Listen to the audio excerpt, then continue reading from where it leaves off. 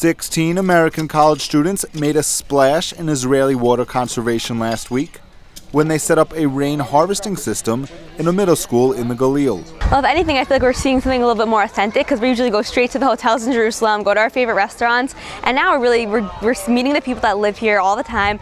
We're working with the land, and if anything, it's a more authentic experience, I think. Before coming to Israel, the 16 Yeshiva University students raised $20,000 for the Jewish National Fund's Parsons Water Fund.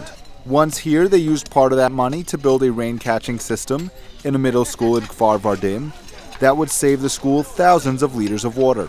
This system was designed and set up by Amir Yechieli. The amount of water here, we're talking about almost 15 cubic meters or 15,000 liters, which will last about 10 days to flush the toilets of the school.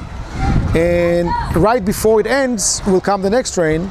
We know statistically how frequent the rains are, the rain events, and the size of the reservoir is basically planned or designed to hold enough water for the school needs for flushing toilets and irrigation until the next rain event.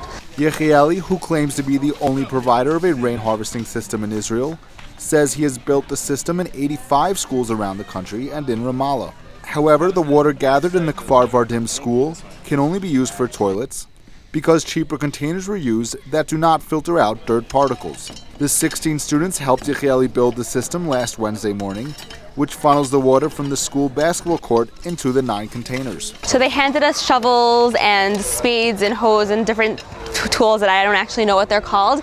And we basically, this was before there was an incline here, but we couldn't lay down these big tanks on an incline. So first we worked for a while just making it level.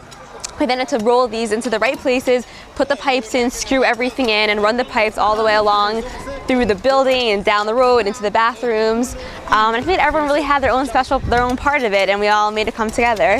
Besides for working on the water harvesting project, the students also rebuilt a park in a nearby kibbutz and underwent a number of leadership seminars during their trip to northern Israel. The Students' Week in Israel was organized by the Shorashim Travel Group. The students spent the months prior to the trip raising money through events, raffles, and private campaigns. They decided to choose water for the fundraising and volunteering project after witnessing the damage of the Carmel fire. So we wanted to help Israel, try to help the fire, and one of the main reasons why the fire happened is because it was too dry in the north. So we wanted to work on the water problem.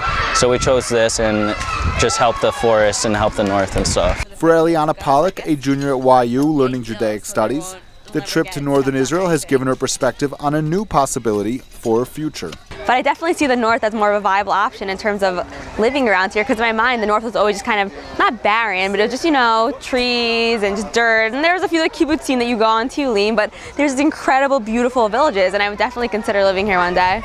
Benjamin Spear reporting for the Jerusalem Post.